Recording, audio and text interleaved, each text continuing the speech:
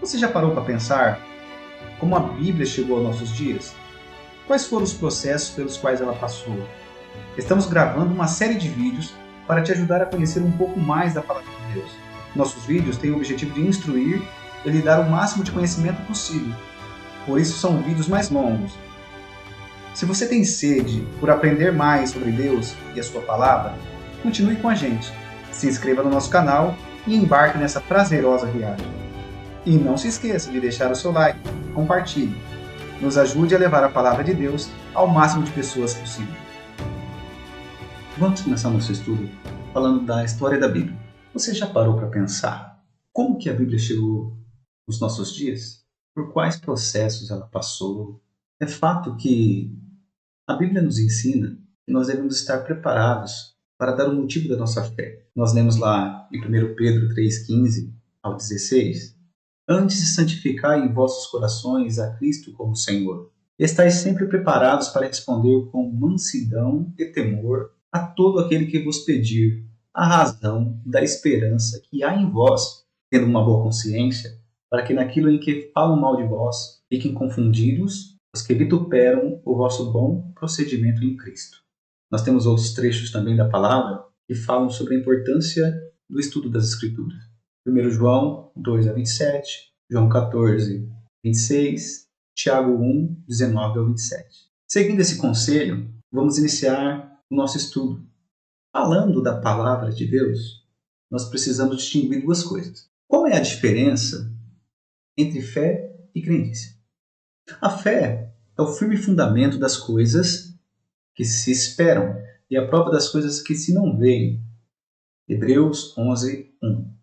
Ou seja, a fé é firme, é uma base, é um fundamento. Ela não pode ser como a casa na areia.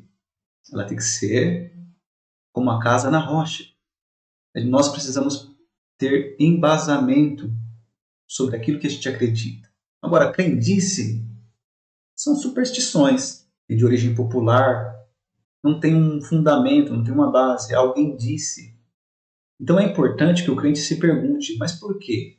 O fato de se perguntar por quê não significa que você está questionando a palavra de Deus ou a veracidade dela, mas sim entender para quando for questionado, poder responder com clareza aquele que questiona.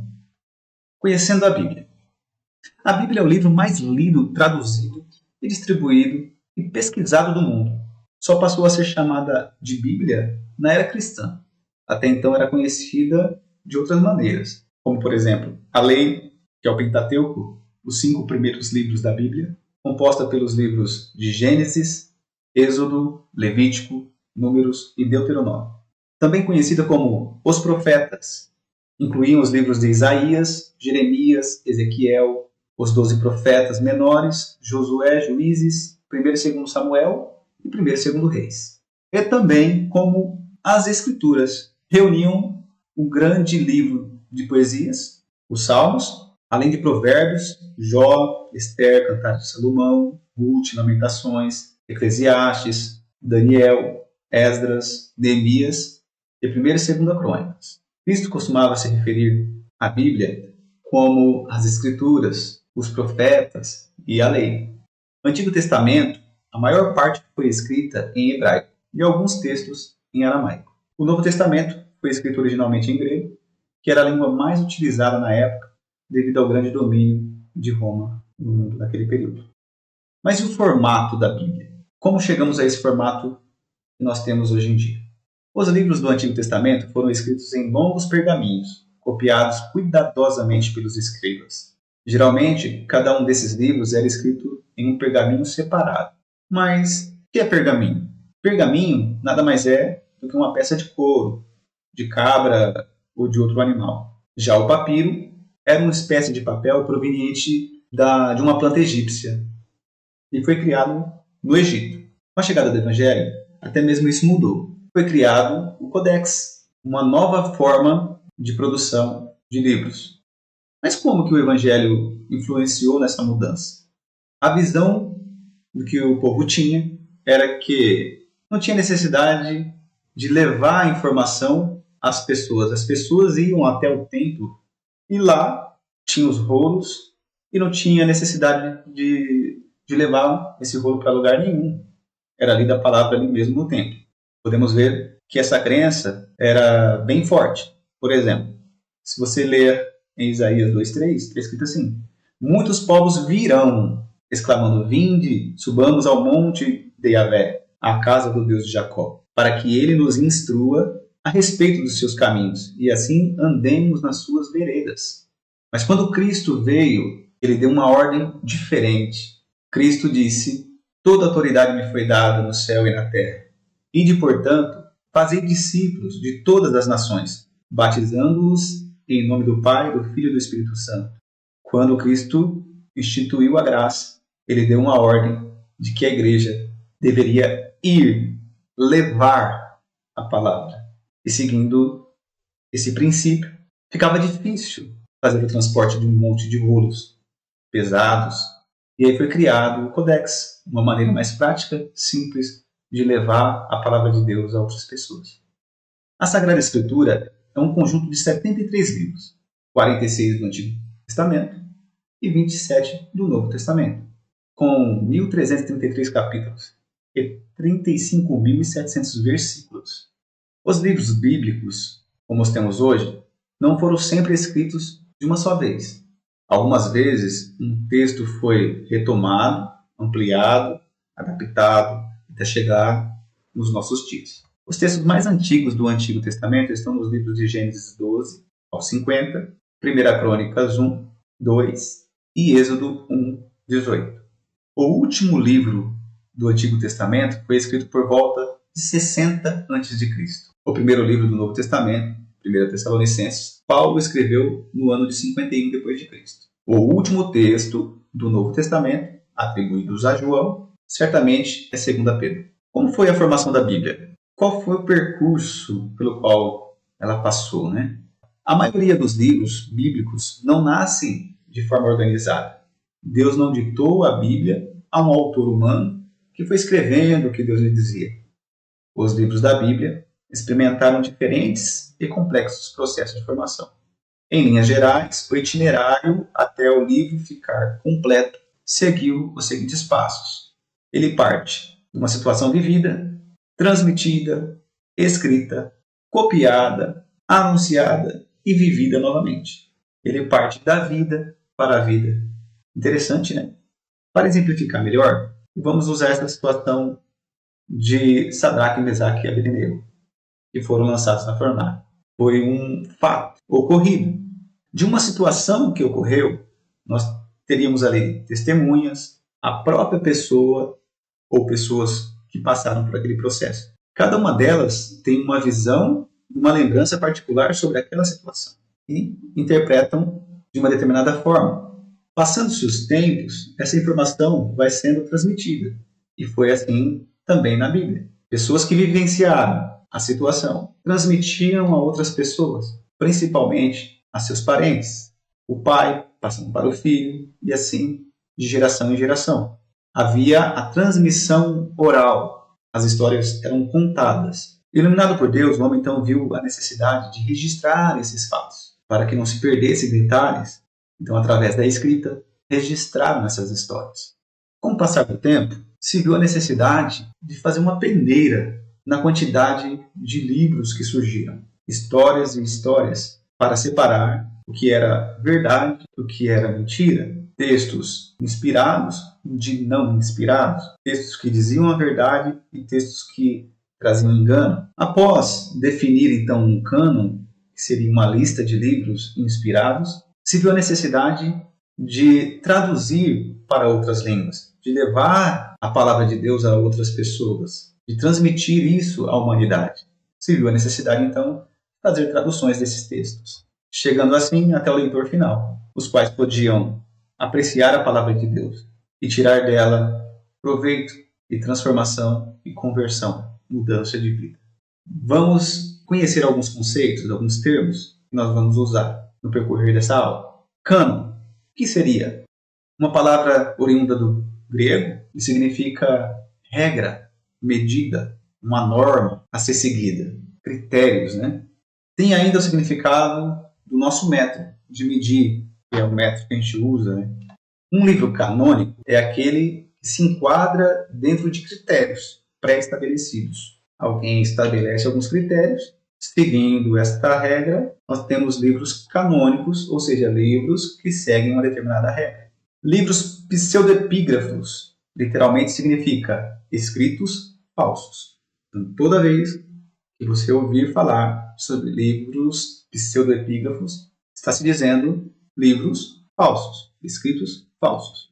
Livros protocanônicos são os catalogados na primeira lista, no caso, a lista da Bíblia hebraica. Nós vamos entrar nesse assunto mais à frente, mais detalhado. Livros deuterocanônicos são os aceitos como inspirados. A lista ampliada da Septuaginta. Deuterocanônicos são, então, esses livros da lista ampliada, que é a Septuaginta. Livros apócrifos não são necessariamente escritos falsos, mas, se não canônicos, eles não são canonizados, por conter ensinos considerados errados ou hereges. São livros que destoam um pouco da comunhão e do conceito bíblico. Exemplos: Tobias, Judite, Sabedoria, Eclesiástico, Baruque, 1º e 2º de Macabeus, 6 capítulos e 10 versículos acrescentados no livro de Esther e 2 capítulos de Daniel. Falando sobre as traduções da Bíblia. As traduções que nós temos hoje foram baseadas nas mais antigas descobertas arqueológicas. Os melhores textos foram utilizados para isso. A primeira tradução foi elaborada entre 200 e 300 anos antes de Cristo. Tanto os judeus que viviam no Egito, quanto os judeus que estavam cativos na Babilônia, e até mesmo aqueles que estavam na Palestina, já não conheciam mais a língua hebraica, devido à influência da cultura dos países onde eles viviam. Foi realizada então a tradução do Antigo Testamento para o grego, que era a língua mais falada, devido ao domínio de Roma. A Bíblia é traduzida desde pelo menos a época de Esdras e Neemias. Naquela época, era necessário fazer uma tradução oral ou falada para o aramaico. Quando iam pregar, eles tinham que fazer uma tradução para o aramaico, que era a língua falada naquele país. No entanto, a mais antiga tradução da Bíblia, em forma escrita, é a Septuaginta, que foi feita ao longo dos últimos 200 ou 300 anos antes de Cristo. A Septuaginta é o nome da versão da Bíblia hebraica traduzida para o grego koiné, feita no Egito para a comunidade judaica que não mais entendia o texto bíblico em hebraico. O termo Septuaginta significa 70 e é derivada da tradição que foram 72 rabinos, 6 de cada tribo, que fizeram a tradução a pedido do rei do Egito. Foi a Bíblia utilizada por muitos dos primeiros cristãos, inclusive apóstolos e evangelistas. A Septuaginta inclui alguns livros não encontrados na Bíblia hebraica disponível. Muitas Bíblias da Reforma Protestante seguem o cânon judaico e excluem esses livros adicionais. Ptolomeu, filho de Lago, que havia fundado em Alexandria uma grande biblioteca, pediu aos judeus de Jerusalém uma tradução em grego das Escrituras. E eles que estavam submetidos ao domínio macedônio enviaram a Ptolomeu 70 anciãos, os mais competentes nas escrituras e no conhecimento das duas línguas para fazer a tradução. Para garantir que não ia haver nenhum tipo de alteração, Ptolomeu separou uns dos outros e mandou que todos eles traduzissem a escritura. Quando todas as traduções foram confrontadas entre si, Deus foi glorificado, porque todas as 70 cópias, do início ao fim, exprimiram as mesmas coisas com as mesmas palavras, de forma que os pagãos presentes reconheceram que as escrituras foram traduzidas sob a inspiração de Deus, um verdadeiro milagre. Esta foi a primeira tradução, realizada por 70 sábios. Ela contém 7 livros que não fazem parte da coleção hebraica, pois não estavam incluídos quando o cânon, ou a lista oficial, do Antigo Testamento foi estabelecido por exegetas israelitas no final do século I d.C. A igreja primitiva geralmente incluía tais livros em suas Bíblias. Os livros não inclusos são chamados de apócrifos ou deuterocanônicos e encontram-se presentes nas Bíblias de algumas igrejas. Essa tradução do Antigo Testamento foi utilizada em sinagogas de todas as regiões do Mediterrâneo e representou um instrumento fundamental nos esforços empreendidos pelos primeiros discípulos de Jesus na propagação dos ensinamentos de Deus. A Vulgata foi a mais importante tradução feita para o latim, feita pelo biblista Jerônimo mais ou menos 400 depois de Cristo. Tudo indica que Jerônimo fez apenas uma revisão do texto latino do Novo Testamento. Já no caso do Antigo Testamento, fez uma nova tradução a partir do original hebraico, que ele chamava de Veritas Hebraica, ou Verdade Hebraica, pois as traduções latinas existentes na época haviam sido feitas a partir da Septuaginta, que era grego. Para fazer uma tradução de qualidade e fiel aos originais, Jerônimo foi à Palestina, onde viveu durante 20 anos. Estudou hebraico com rabinos famosos e examinou todos os manuscritos que conseguiu localizar.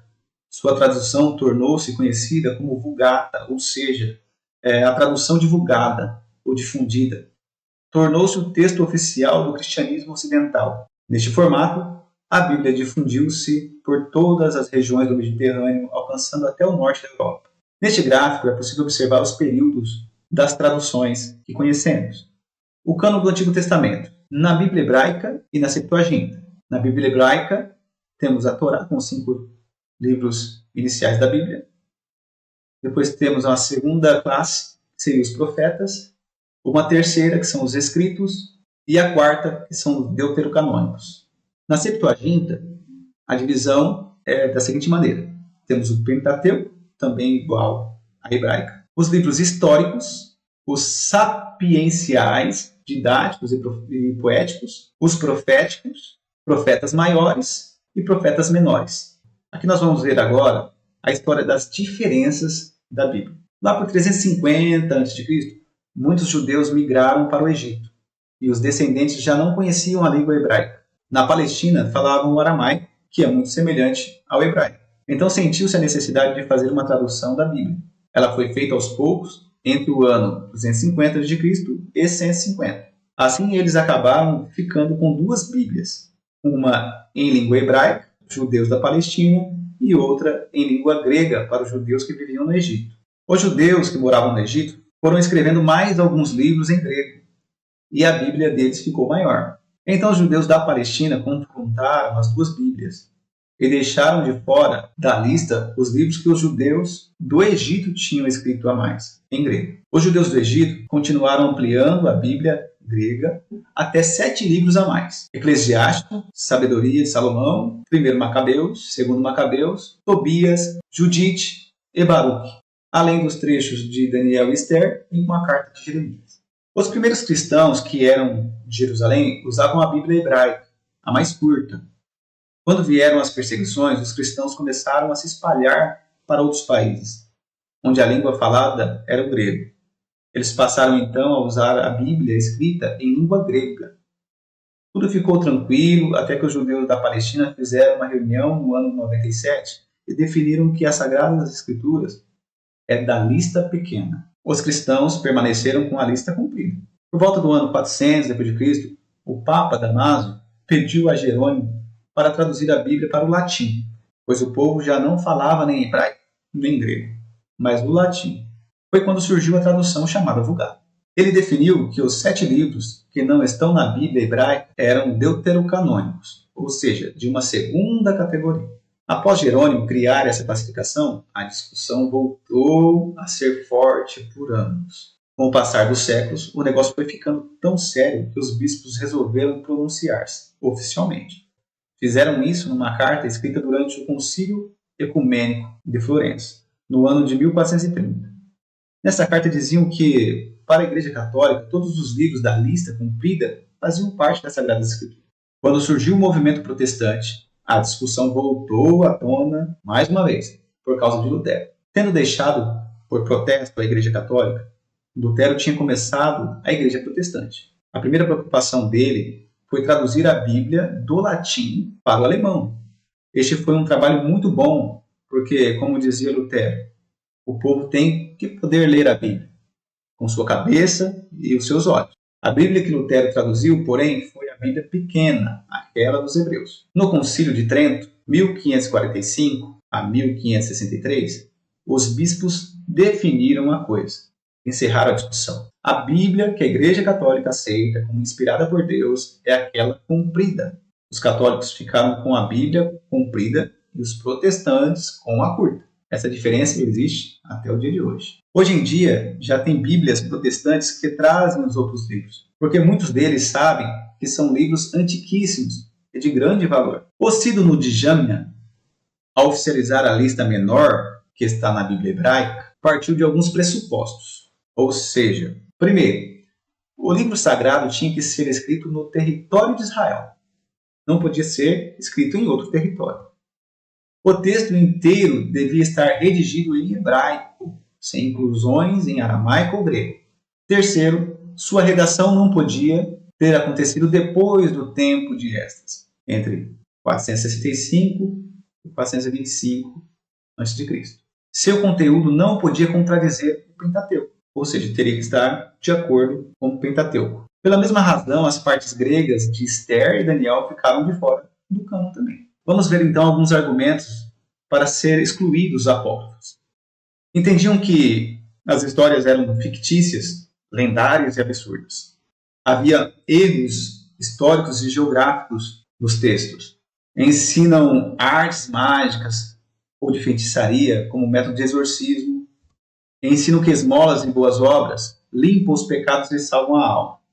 Ensinam o perdão dos pecados através das orações.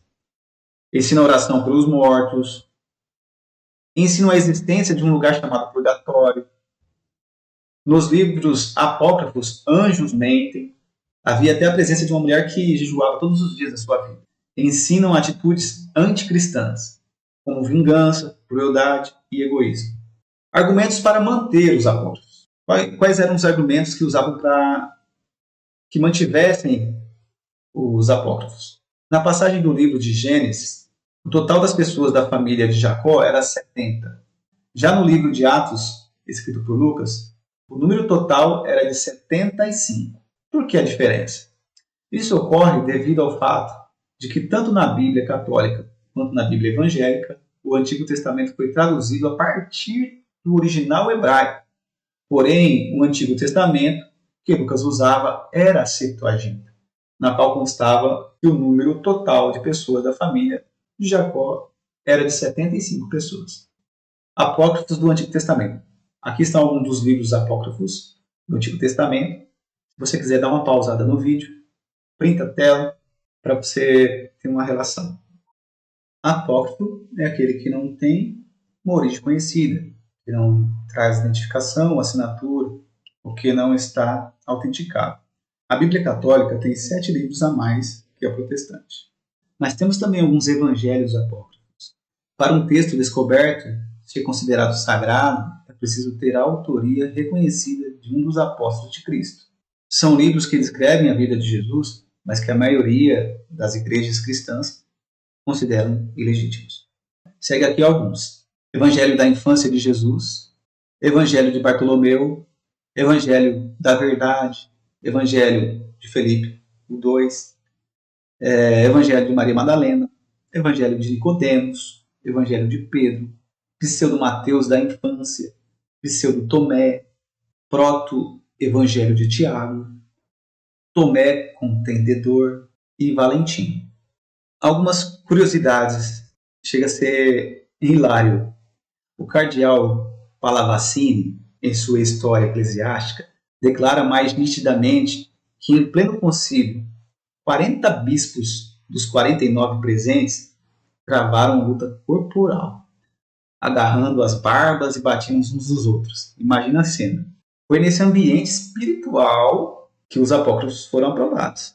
A primeira edição da Bíblia Católica Romana, com os apócrifos, deu-se em 1592, com autorização do Papa Clemente VIII. Alguns reformadores protestantes publicaram a Bíblia com os apócrifos, colocando-os entre o Antigo e o Novo Testamento. Não como livros inspirados, mas bons para a leitura e de valor literário histórico. Isso continuou até 1629. E a novela continua. Com as dúvidas levantadas por Jamnia, alguns cristãos também suspeitaram da inspiração dos deuterocanônicos. Contudo, os concílios regionais de Hipona, 393, Cartago, III e IV, 397 e 419, Tulos, 692, bem como os concílios ecumênicos de Florença, 1442, Trento, 1546 e Vaticano I, 1870. Confirmaram a validade dos deuterocanônicos do Antigo Testamento, apoiados na autoridade dos apóstolos e da tradição. Os reformadores protestantes, em sua maioria, retornaram ao cânon da Bíblia hebraica. Inclusive, rejeitaram os deuterocanônicos do Novo Testamento. O Concílio de Trento definiu para ambos os testamentos a lista maior como inspirada, a partir de um quádruplo fundamento. Primeiro, acolhimento da lista maior, segundo a Septuaginta, para o Antigo Testamento. Origem apostólica ou da geração apostólica dos livros do Novo Testamento. Sua ortodoxia doutrinária, seu uso litúrgico antigo e generalizado, sempre por toda parte e por todos. Resumindo, a Bíblia hebraica hoje tem 39 livros. O Novo Testamento, 0, pois não considera o Novo Testamento como sendo livros inspirados por Deus, dando um total, então, de 39. A Bíblia protestante, no Antigo Testamento, considera os 39 livros, assim como a Bíblia hebraica, mais 27 livros no Novo Testamento, formando um total de 66. Já a Bíblia católica tem 46 livros no Antigo Testamento, mais os 27 do Novo Testamento, formando um total de 73 livros. Algumas curiosidades. No século XVI, Martinho Lutero pleiteou a retirada do livro de Tiago, considerando ele como sendo uma carta de palha.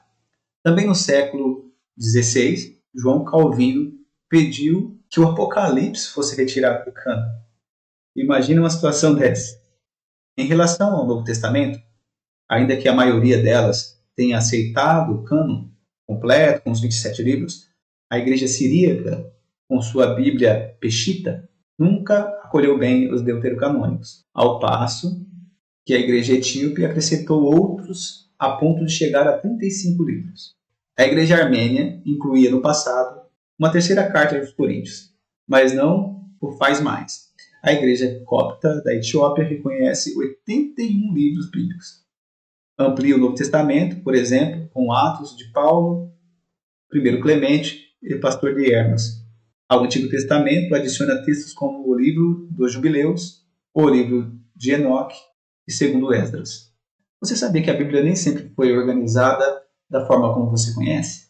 A divisão da Bíblia em capítulos e versículos foi feita pelo clérigo inglês Stephen Langton no século XIII, em 1227.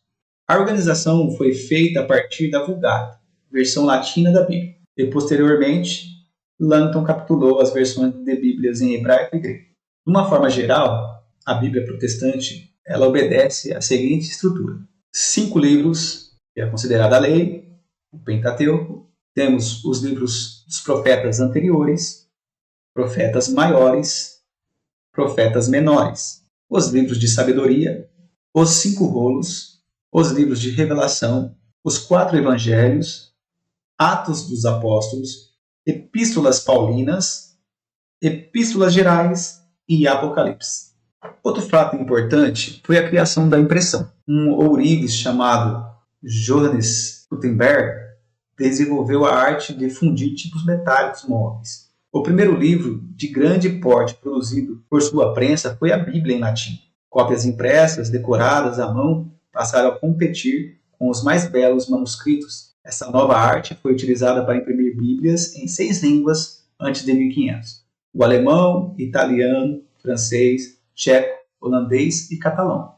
Em outras 6 línguas até meados do século XVI: espanhol, dinamarquês, inglês, sueco, húngaro, islandês, polonês e finlandês. Atualmente, a Bíblia foi traduzida para 2.527 línguas diferentes e ocupa o primeiro lugar no ranking há mais de 50 anos. Estima-se que mais de 3,9 bilhões de exemplares tenham sido vendidos no mundo. Agora, vamos falar sobre a confiabilidade da Bíblia. Por que nós devemos confiar no texto, sendo que ele passou por tantas modificações e por tantos processos? As traduções confiáveis das Escrituras sagradas baseam-se nas melhores e mais antigas cópias que existem e que foram encontradas graças a descobertas arqueológicas. Mas, sem dúvida, a maior descoberta ocorreu em 1947, quando um pastor beduíno, que buscava uma cabra perdida de seu rebanho, encontrou os manuscritos do Mar Morto, na região de Jericó. Durante 9 anos, vários documentos foram encontrados nas cavernas de Qumran, no Mar Morto, constituindo-se nos mais antigos fragmentos da Bíblia hebraica que se tem notícia, escondidos ali pela tribo judaica dos essênios no século I, 800 pergaminhos. Estes documentos tiveram um grande impacto na visão da Bíblia, pois fornecem espantosa confirmação da fidelidade dos textos maçoréticos aos originais. O estudo da cerâmica dos jarros e a datação por carbono 14 estabelece que os documentos foram produzidos entre 168 a.C. e 233 d.C. Destaca-se entre estes documentos uma cópia quase completa do livro de Isaías, feita há cerca de 100 anos antes de Cristo. Especialistas compararam o texto dessa cópia com o texto padrão do Antigo Testamento hebraico e descobriram que as diferenças entre ambos eram mínimas. Outros manuscritos também foram encontrados neste mesmo local, como um fragmento de um texto do profeta Samuel, textos de profetas menores, parte do livro de Levítico e um Targum de Jó. Acrescente-se a esse número mais de 10.000 manuscritos da Vulgata Latina e pelo menos 9.300 de outras antigas versões. E teremos hoje mais de 24.000 cópias de porções do Novo Testamento. Nenhum outro documento da história antiga chega perto desses números e dessa confirmação. Em comparação à Ilíada de Homero, que vem em segundo lugar, com apenas 643 manuscritos, que sobreviveram até hoje. O primeiro texto completo e preservado de Homero data do século XIII. Nenhum outro documento da antiguidade tem um intervalo tão pequeno entre as cópias e os originais. Deixarei aqui uma tabela com o autor, data em que foi escrito, cópia mais antiga, tempo aproximado entre o documento original e a cópia, o número de cópia e a precisão das cópias, para que vocês possam ver o quanto a palavra de Deus é fiel aos manuscritos originais. Textos inspirados perdidos. Como assim? Existem epístolas que foram perdidas. Eram inspiradas, porém se perdeu. Alguns trechos da Bíblia falam sobre elas. Um exemplo, a epístola prévia de Paulo aos Coríntios. Se você for lá em 1 Coríntios 5, 9 ao 10, vocês vão ver que ele fala sobre uma epístola que não foi encontrada. A epístola de Paulo, segunda epístola de Paulo aos Laodicenses, Colossenses 4, do 15 ao 16. A profecia de Enoque, que é citada por Judas, no capítulo 1, do 14 ao 15. E a disputa pelo corpo de Moisés, também citada em Judas 1, verso 9. Esse gráfico nos mostra a grande conexão que existe entre as informações da Bíblia. Pontos de conexão sobre o mesmo assunto e informação. A Bíblia está extremamente conectada. Lembre-se, Jesus Cristo virá buscar uma noiva e não uma placa.